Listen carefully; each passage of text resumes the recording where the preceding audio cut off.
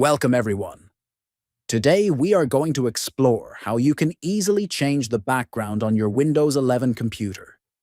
Whether you want a beautiful image, a solid color, a slideshow, or the dynamic Windows spotlight. First, right-click on the Start icon on your taskbar. From the menu that appears, click on Settings. This will open the Windows Settings window. Next, in the Settings window, find and click on Personalization. Then click on Background. Here, you will see an option that says Personalize your background.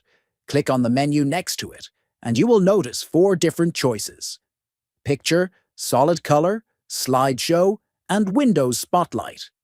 After that, choose the option that best fits your style. If you want a static image, select Picture and pick your favorite image. For a simple color, select Solid Color. If you prefer your background to rotate automatically, choose Slideshow and add your preferred images. Finally, Windows Spotlight will display a variety of images curated by Microsoft. Once you have made your selection, your background will update immediately. You can always return to this menu to change it again whenever you like.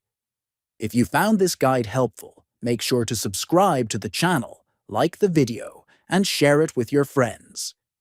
Thank you for watching, and see you in the next video.